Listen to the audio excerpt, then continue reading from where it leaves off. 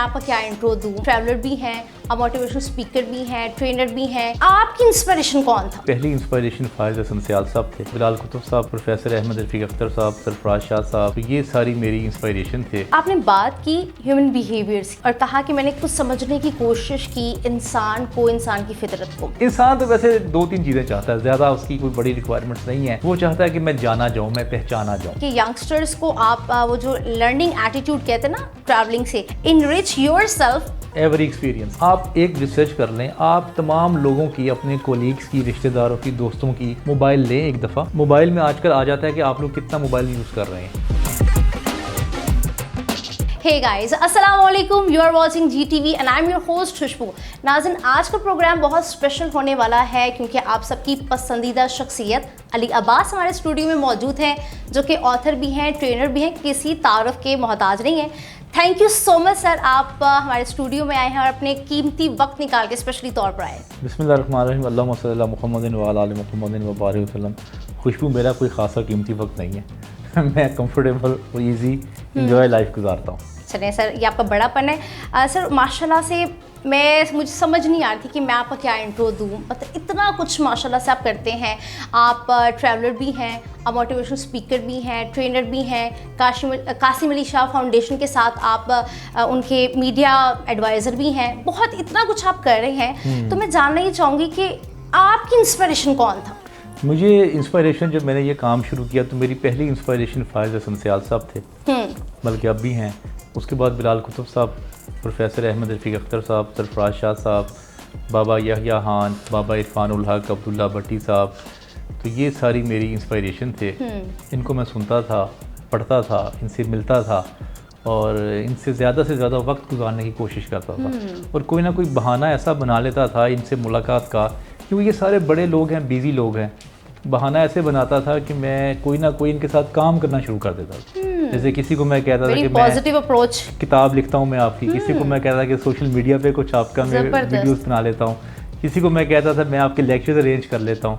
तो इस तरह मैं कोई ना कोई बहाना लगा के ना इनके साथ कोई ना कोई जुड़ने का जो मैं कोशिश करता रहता था। Very nice. और माशाल्लाह से वो कहते हैं ना कि आप जिन 5 लोगों के साथ आज मौजूद हो, जी जी, आने वाले नेक्स्ट 5 इयर्स में आप उन्हीं जैसे हो, वैसे ही हो जाते हैं। बिल्कुल सही, ज़बरदस्त। अच्छा सर, ये जानना चाहूँगी मैं आपसे कि आपकी स्टडीज़ क्या थी और ये बता दीजिए कि मीडिया में कैसे आना हुआ और कासिम अली शाह फाउंडेशन में आपने अपनी फर्स्ट स्पीच की थी, तो ज़रा ये बता दीजिए। मैंने सूफीज़म पढ़ा है, मैंने ह्यूमन बिहेवियर्स पढ़े हैं मैंने, और सेल्फ हेल्प डेफिनेटली जो मेरी ट्रेनिंग फील्ड है वो मैंने पढ़ा है। ओके। उसके अलावा मैं जिस कासिम अली शाह फाउंडेशन जब आगाज़ हुआ जब उसका, तो एक टॉपिक था जिसमें पब्लिक रिलेशनिंग एंड नेटवर्किंग का टॉपिक था। तो शाह साहब ने मुझे कहा कि आप इस पर बात करें। मैंने वैसे कहा उनको कि मैं तो ट्रेनर नहीं हूँ, मैं तो ट्रेनिंग डिज़ाइन करता हूँ और ऑर्गेनाइज करता हूँ। अच्छा। लेकिन उन्होंने मुझे कहा कि ये आप काम पिछले 10-15 सालों से कर रहे हैं, तो आप इससे बड़ी अच्छी बात करेंगे। यानी कि इसका क्रेडिट जो है वो कासिम अली शाह साहब को जाता है। जी जी बिल्कुल। अरे ज़बरदस्त। वैसे मैं छोटी छोटी टॉक्स में मुख्तलिफ कर लिया करता था, लेकिन जो प्रॉपर ट्रेनिंग जो है वो मैंने पहली अपनी कासिम अली शाह साहब के पास। लेकिन ना उनकी एक नज़र है, उनका विजन है, उनको पता है कि कर जाएगा, तो तभी उन्होंने आपको बोला। जी जी, तो वहाँ से किया। फिर मेरा सूफीज़म मेरा एक टॉपिक था जो मुझे अच्छे लोग लगते थे। अच्छा। उनके साथ गपशप लगाता था, उनके महफिलों में बैठता था और लोगों को भी लेके जाता था। मैं कहता था कि आप चलें, आप लोग वहाँ पे। इस तरह फिर वो मेरे हल्का अहबाब भी बढ़ता गया मेरा, और वैसे ही लोग कनेक्ट होते गए। और फिर वैसे ही आपने सही कहा कि जो 5 साल आप किसी के साथ गुजारें, 5 लोगों के साथ, अल्टीमेटली आप वैसे हो जाते हैं। अब मैं गौर करता हूँ कि मैंने ज़्यादा वक्त अपनी ज़िंदगी में तसव्वुफ़ के लोगों के साथ गुजारा तो मैंने सूफीज़म पे किताब लिख दी, और मैंने ट्रेनर्स के साथ वक्त गुजारा तो मैं ट्रेनर बन गया। और मैंने ज़्यादा कुछ CEOs और जो मल्टीनेशनल, ये जो हमारे पाकिस्तान के सक्सेसफुल पर्सनैलिटीज़ हैं, हाईली जो अचीवर्स हैं, उनके साथ वक्त गुजारा तो छोटा मोटा बिजनेस भी शुरू कर लिया। तो जिन जिन लोगों के साथ वक्त गुजारा अल्टीमेटली मैं वही बन गया, वही बन गए। अच्छा सर, आपने बात की ह्यूमन बिहेवियर्स की जी, और कहा कि मैंने कुछ समझने की कोशिश की इंसान की फितरत को जी। ज़रा मुख्तसरन बताएं, इंसान क्या चाहता है? अच्छा, मुख्तसर तो इंसान तो वैसे 2-3 चीज़ें चाहता है, ज़्यादा उसकी कोई बड़ी रिक्वायरमेंट्स नहीं है। वो चाहता है कि मैं जाना जाऊँ, मैं पहचाना जाऊँ, मेरी तारीफ पसंद, तारीफ हो। ओके। और वो सारी ज़िंदगी अपने इस चक्की में लगा रहता है कि मेरी किसी ना किसी तरीके मेरी पजीराई हो जाए। ओके। जैसे कोई लोग जो बाहर होते हैं वो बड़े बड़े घर बनाते हैं ताकि हमें पजीराई मिल जाए।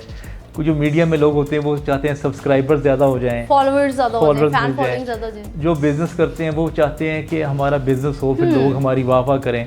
तो अल्टीमेटली इंसान तारीफ चाहता है। एक पॉइंट तो ये हो गया, एक पॉइंट और 2-3 और पॉइंट्स। दूसरा जो है ना पॉइंट, वो चाहता है कि वो चाहा जाए, उसको कोई प्यार करे। अच्छा, उसकी ये बुनियादी ज़रूरत है कि वो उसके दिल में है मुझे कोई प्यार करे, मुझसे कोई मोहब्बत करे, मुझे कोई मिस करे, मेरे साथ कोई खूबसूरत बातें करे, खूबसूरत लम्हात मेरे साथ गुजारे, वो ये चाहता है। तीसरा उसकी रिक्वायरमेंट है कि किसी न किसी तरीके को दुनिया में ऐसा काम हो जाए कि जन्नत में घर मिल जाए। अच्छा, किसी तरीके कब्र का अजाब जो है उससे बचत हो जाए, अल्लाह के अजाब से बचत हो जाए जब क़यामत यानी के कि दिन। हर सोच को देखा जाए तो इंसान जो है वो फ़ायदा ही चाह रहा है, हाँ जी, दुनिया में भी और आखिरत में भी। डेफिनेटली अपना फ़ायदा चाह रहा है। हाँ, सही हो गया। अच्छा, इंसान गलतियाँ कहाँ कहाँ करता है, कमज़ोरियाँ मैं इंसान देखता की हूँ क्या कि जहाँ पे समझते हैं? इंसान एक्सपेक्टेशंस लगाता है ज़्यादा किसी भी शख्सियत के साथ, वेरी ट्रू। वो उसने गलती की है। आप रिलेशन ज़रूर बनाएं, लेकिन आप ये सोच लें कि रिलेशन ख़त्म भी हो सकता है। देखिए, आप अगर कोई चीज़ कर रहे हैं तो आप अल्लाह ताला के लिए करें, और आपने वो सिला अल्लाह से लेना है। अगर तो आप दूसरे बंदे से लगा लेंगे तो वो अगर आपको नहीं देगा तो आपको रिलेशंस ख़राब हो जाएंगे, चाहे माँ बाप के हो, बहन भाइयों के हो, या मे भी आपका पार्टनर हो। हाँ, एक्सपेक्टेशन जब आप लगाएंगे तो वो आपको अल्टीमेटली दुख जो है ना वो आपकी ज़िंदगी में आ जाएगा। आप ऐसा सोचें कि जो रिलेशन मेरा है, या मैं कहीं जॉब कर रहा हूँ, या मैं कहीं जो भी कर रहा हूँ, ये कभी भी छूट सकता है। और जब छूट जाए तो आपको उस पर नाराज़ नहीं होना चाहिए, आपको अल्लाह का शुक्र अदा करके आपको आगे Very बढ़ना positive चाहिए। approach। आगे बढ़ना चाहिए। कुछ लोग होते हैं उसी पे वो बहस शुरू कर देते हैं, लड़ाई शुरू कर देते हैं। अच्छा अली साहब, आपने ना एक बात कही, किसी हद तक तो मैं उससे मुत्तफिक हूँ, लेकिन मुझे फिर हंसी भी आई सोच के ना। आपने कहा कि हम रिलेशंस बनाते हैं तो जब एक्सपेक्टेशंस हमारी टूट जाती हैं या दूसरा बंदा धोखा दे देता है तो हम बहुत हर्ट हो जाते हैं जी। तो आपने हाल ही ये बताया अपने एक इंटरव्यू में क्या ऑप्शंस होनी चाहिए। यस, बिल्कुल। मैं तो ऑप्शन का कायल हूँ। ये अगर आपके पास समझ नहीं ऑप्शन आई। है जिंदगी में तो आपकी जिंदगी में दुख कम आएगा। मतलब आप जो है बेफौज है, हाँ। इंसान जो है खुदगर्ज हो जाए।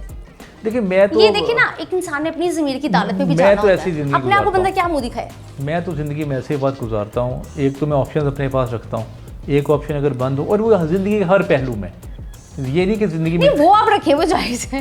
नहीं, ये नहीं, ज़िंदगी के हर, अगर नहीं होगा आपके पास ऑप्शन नहीं होगी हाँ, तो आप फिर ब्लैकमेल होते हैं, और जब आप ब्लैकमेल होंगे तो फिर आपका जो सामने वाली जो शख्सियत है उसको पता चल जाता है कि ये वीकर एंड पे है। अच्छा तो जो शख्स वीकर एंड पे होगा वो हमेशा नुकसान उठाएगा। अच्छा सर, जिन हस्बैंड्स को उनकी वाइफ्स जो है वो ज़रा थोड़ा सा इमोशनल ब्लैकमेल कर रही हूँ, तो फिर आप इसका मतलब है उनको यही मशवरा दे रहे हैं कि आप ऑप्शन रखें, अब बिल्कुल ब्लैकमेल ना हो यार, आप दूसरी कर लें। नहीं, देखिए इसमें दो ऑप्शन है ना, एक तो आपका रवैया होना चाहिए। इसमें दो कैटेगरीज हैं, एक इसमें आशिक होता है और एक होता है माशूक। अच्छा, और एक तो लवर्स हो गए ना। हाँ, एक लवर और एक होता है बिलवर्ड। अच्छा, एक को प्यार ज़्यादा आ रहा होता है और एक प्यार कर रहा होता है। इसमें दो कैटेगरी, अच्छा। इसको समझने की ज़रूरत है। आप ज़िंदगी में आप माशूक जो है ना वो बने। अगर आप आशिक बन गए तो आप ज़िंदगी में नुकसान रहेंगे, क्योंकि जो आशिक होता है वो बेचारा माशूक के पीछे पीछे फिरता है और वो उसके लेकिन वो कहते हैं ना कि नाज मोहब्बत जो उठाता है वो सोच के नहीं की जाती। ये देखिए, अब ये डिपेंड करता है कि आपकी कैसी मोहब्बत है। आपने उस मोहब्बत, मैं तो कैलकुलेशन कर लेता हूँ फ़ौरन से कि ये नुकसानदेह अच्छा, आपने अपने या ये इंटरव्यू में फ़ायदेमंद बताया है। कि आपकी जो पर्सनैलिटी है वो ज़रा डिस्कवर वाली पर्सनैलिटी है, और आप ज़रा प्रैक्टिकल अप्रोच वाले हैं, तो आप बिल्कुल ठीक कह रहे हैं कि आप ज़रा ना हकीकत पसंद है। हाँ, हाँ, आप वो ख्यालों में रहने वाले नहीं हैं। और वैसे भी यहाँ पर एक बड़ी मैं अच्छी बात जो है वो आपकी कोट करना चाहूँगी। आपने कहा कि मैं लम्हे मौजूद में रहता हूँ। जी, ये जो आपने बात कही थी पास्ट फ्यूचर की, ये ज़रा थोड़ा सा बताएं और इसका फ़ायदा भी बताएं। ये वैसे मैंने सूफिया कराम के पास जाके देखा है, और मेडिटेशन के जो लोग हैं, ज़रा लाइन पहले बता दें ताकि ऑडियंस को अंदाज़ा हो जाए कि हम किसकी बात करें। मैं ये कहना चाहता हूँ कि आपकी ज़िंदगी में जो, अगर आपकी सोच फ्यूचर में है तो आपको खौफ रहेगा, अगर आपकी सोच पास्ट में है तो आपको दुख रहेगा, ऐसे ही है, अगर आपकी सोच प्रेजेंट में है तो आपको खुशी रहेगी आपको। बिल्कुल। तो अगर आप बेहतर ज़िंदगी गुजारना चाहते हैं तो आपका दिमाग और दिल वहीं पे होना चाहिए जहाँ पे आपका जिस्म है। ये बहुत बड़ी बात है। अगर आपका जिस्म, दिमाग और दिल एक जगह पे मौजूद है तो आपको ज़्यादा दुख नहीं आएगा ज़िंदगी में। ये वैसे मैंने औलिया कराम से, सूफिया कराम से और मेडिटेशन के लोगों से ये बात सीखी। उनको मैंने देखा कि वो लम्हा मौजूद में रहते हैं। अभी जैसे मैं आपके साथ बात कर रहा हूँ, बिल्कुल, ये एक हमारा लम्हा मौजूद है, बिल्कुल, बिल्कुल। और ये ही हमारी एक्चुअल लाइफ ये ही है जो अभी हम गुजार रहे हैं। जो गुजर गया वो लोग बहुत बड़ी गलतियां करते हैं और समटाइम हमें भी ये एटीट्यूड होता है कि हम अपने माजी में रह रहे होते हैं या हम अपने फ्यूचर की वजह से फजूल में टेंशन में होते हैं और अपने 100% जो अपने आज को नहीं देते। मैं बात करना चाहूँगी एग्जैक्टली मैं बात करना चाहूँगी मेडिटेशन के हवाले से। मेडिटेशन जो है कुछ लोग इसको अभी भी नेगेटिव लेते हैं कि कैसे ख्वाबो ख्याल वाली बात कर रहे हो, तुम पागल तो नहीं हो, मतलब कम ऑन यार क्या हो गया इस तरह। लेकिन मेडिटेशन वाकई ही बहुत ही जिसे कहते हैं खूबसूरत टेक्निक है जिसके थ्रू हम अपने आप के इमोशंस को और अपनी बहुत सी जिसे कहते हैं ना एंजाइटी वाली चीज़ों को जो है कंट्रोल कर सकते हैं। तो इसकी इंपॉर्टेंस भी बता दें और थोड़ा सा कोई हल्की फुल्की मेडिटेशन टिप्स भी दे दें। बड़ी आसान है, आपने इस तरह जहाँ भी आप बैठे हैं जी, वैसे इसके लिए सबसे बेहतर टाइम तो है जो फजर के बाद का होता है। अगर आपके पास उस वक्त टाइम अवेलेबल नहीं, आप जहाँ भी बैठे हैं, ऑफिस में बैठे हैं, आप आलती पालती मार के बैठ जाएँ।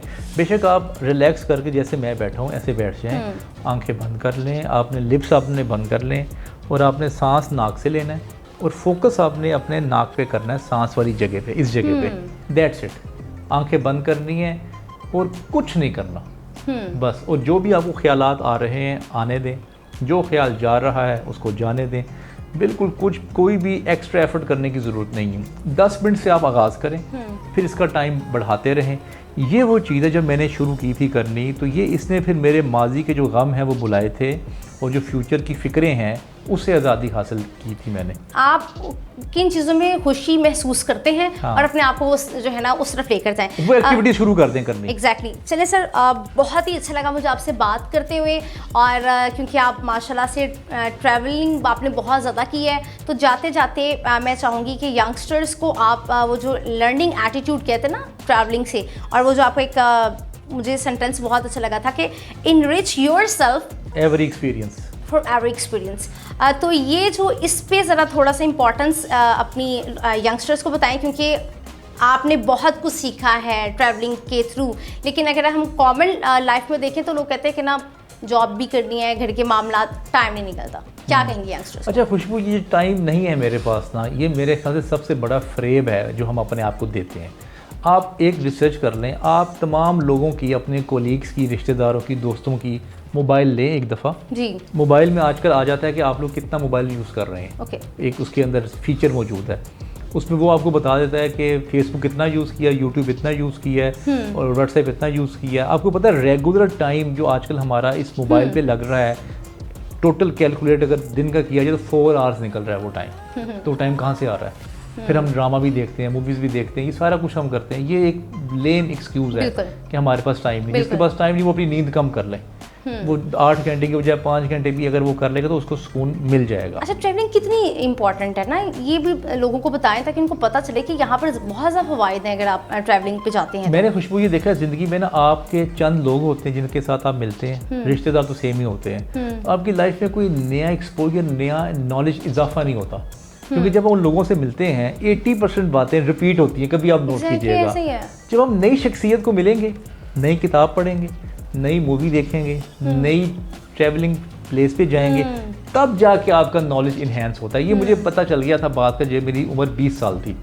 इसलिए मैं कोशिश करता हूँ नए नए लोगों से मुलाकात करूँ और नई जगहों पे जाऊँ। जैसे आपने मुझे अभी आप आउट ऑफ पाकिस्तान जाएं, नहीं ये जरूरी नहीं है, अपने आप बिल्कुल जरूरी नहीं है। जैसे आपको मैंने कहा मेरे ऑफिस आ जाएं आप मेरे ऑफिस पहले भी आई हुई थी, आपने कहा नहीं आप मेरे ऑफिस आ जाएं, तो मैंने इसको एक अपॉर्चुनिटी समझा। एग्जैक्टली, पॉजिटिव थिंकिंग मैंने कहा यार मैं इधर जाता हूँ ऑफिस, नया एक जगह देखता हूँ, नए लोगों से मिलता हूँ, एक नई टॉक करता हूँ, तो मेरा नॉलेज इन्हेंस हो जाएगा।